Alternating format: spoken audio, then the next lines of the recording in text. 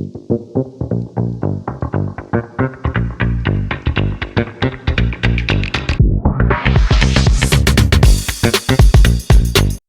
I start? Yes. No, I wasn't sure that you are already recording. I'm recording. Okay. So, hello everybody. Welcome to this world famous podcast, Talking Booze video podcast, actually, episode 96.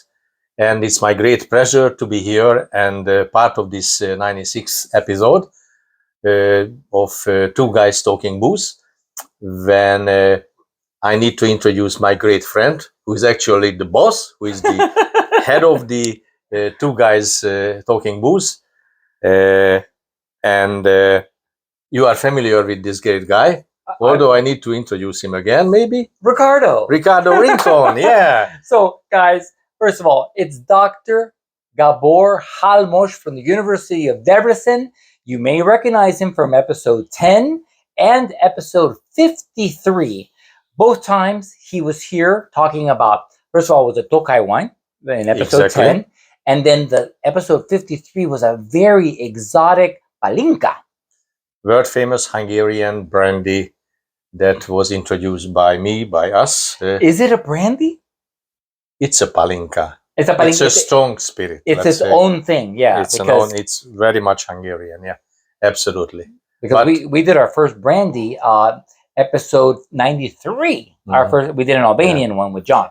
And I need to tell again that it is my great pleasure to be here, and very nice of this guy to invite me to participate and talking about another great drink that won't be Hungarian today, believe it or not. First time. But the drink is world famous, delicious, and we will try to introduce it together with some interesting stories. I love it. Well, so what are we doing today, Dr. Halmos? We are doing a very special thing about a French brandy that is called Calvados. Made from apple. Calvados. Yeah, so I had never heard of it. I bought this at the Charles de Gaulle airport in Paris, and he saw the picture that I posted. I said, I bought this bottle, and he was raving, the Calvados. I didn't even know what it was. The bottle said Boulard, which is the brand, the Boulard Calvados Grand Solage. And I didn't even know what a Calvados is. For those of you who are wondering, like he said, a Calvados is a brandy from Normandy, and that's in France, which is made from apples and or pears. This one in particular is made from apples. And for those of you who don't know where Normandy is, it is, so you go west of Paris, and then it's just north of that. So this area is fantastic. This one specifically is from a place called Pays. I'm sure I slaughtered that, and I apologize. He'll show it on the bottle. And this area is noted for its cheese and apples. Exactly. Exactly.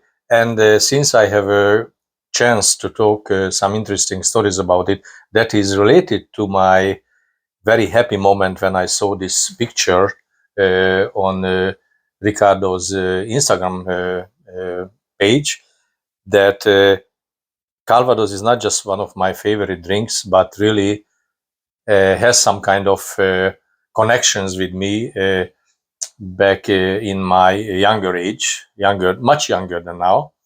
And also there is an interesting story or rumor about Calvados that I would like to introduce, if you do not mind. I would love to hear the story. Meanwhile, let's pose with the box.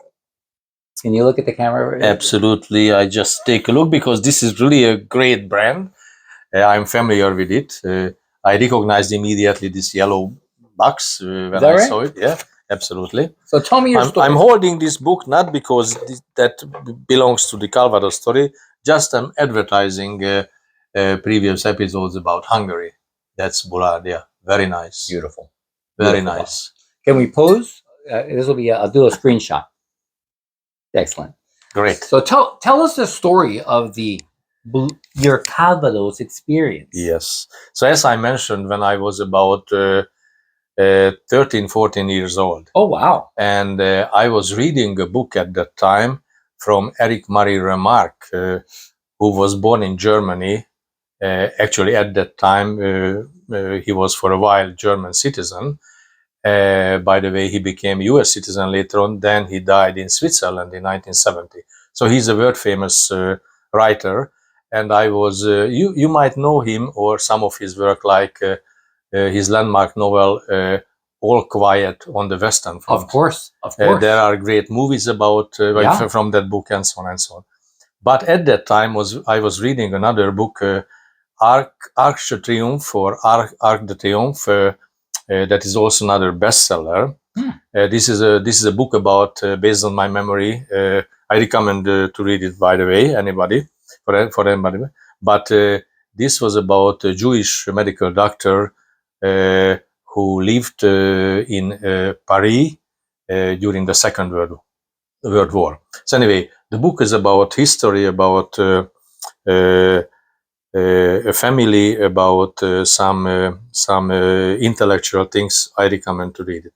However, in that particular book, in each and every chapter, or after a while, 10, 20 pages, they always drank Calvados. Always drank Calvados. It was clearly mentioned at Champs-Élysées or some other parts of or nice places of Paris.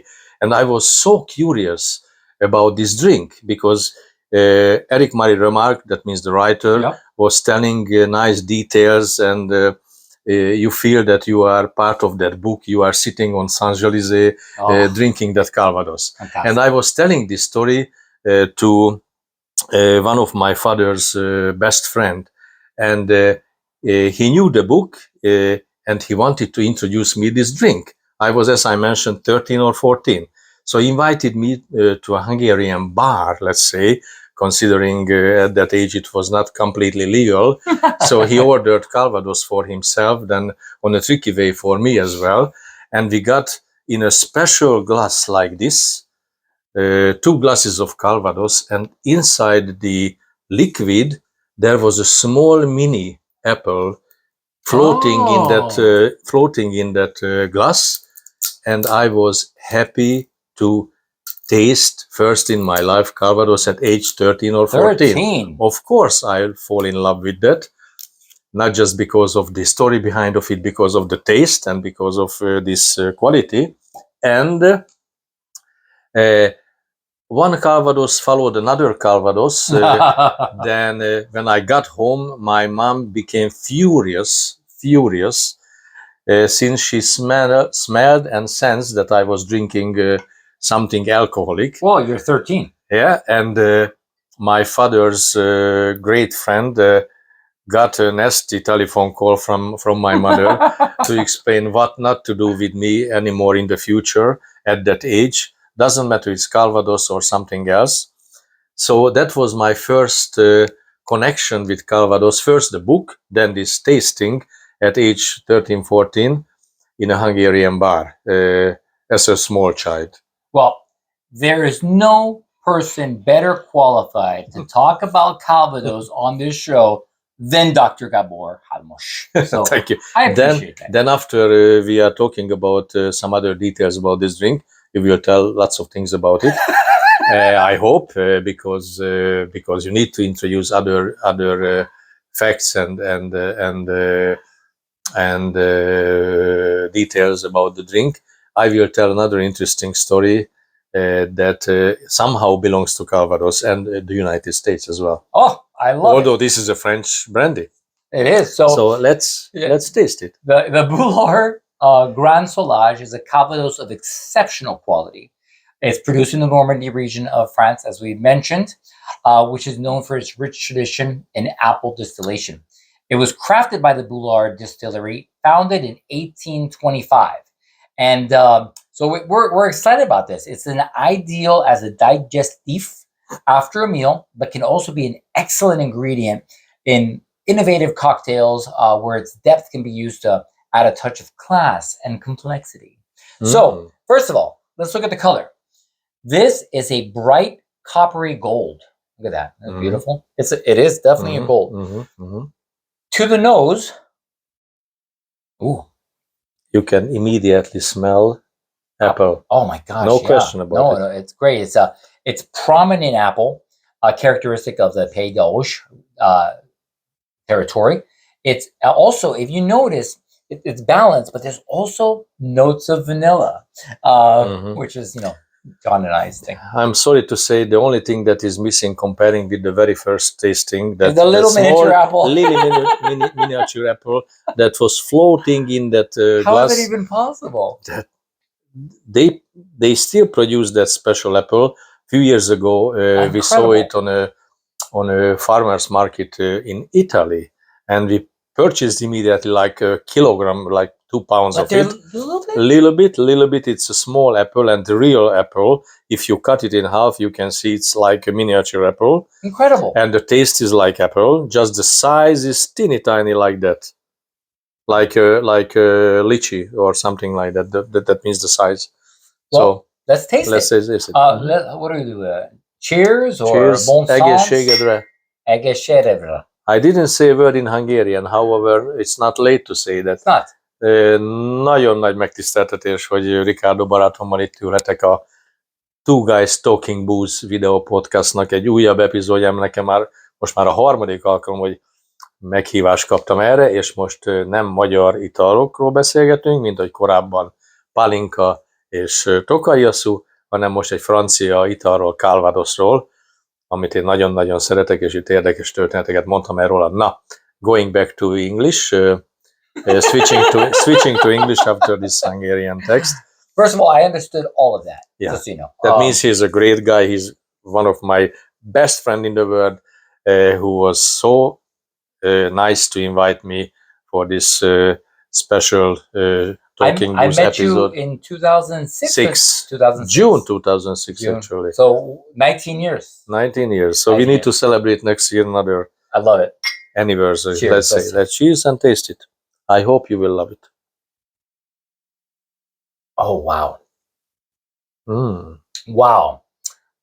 Smooth, fruity, very fruity, elegant, a very nice aromatic richness. Wow. Definitely you can recognize apple in it immediately. You can taste apple. Very unique. And as we discussed it before, they put it in oak barrel, so maybe that special taste comes partially from that oak barrel as well. Wow. Anyway, it would be colorless. I think this yellowish color comes from that barrel. That is absolutely true. So what happens is when it's just the eau de vie, which is, without being anything, it's colorless, it's clear. But the fact that like it's in palinka. Yes. Oh, yeah, exactly. Like palinka, yeah. The fact that it's in that oak barrel, like you said, it gets this amber hue in there. It gets in this one, of course, is very gold. The finish is got great length, and it's also just very aromatic. Right? It's delicious. I can tell you, here comes another interesting story that is related to the United States, actually the United Army. And if we are talking about Calvados and the great quality of Calvados, we need to mention some rumor that is probably true, probably not. We cannot decide anything about it. But back in history, you know that day in 1944, June 6, 1944, when D-Day happened and the Allied forces landed on Normandy, beach of Normandy, and they began their journey, their fight, their heroic move from the beaches of Normandy to Paris, then free western part of Europe. And here comes the story. There are some historians that they strongly believe, this is really just a rumor, but it sounds great, that the American, British, Canadian troops became so brave, became so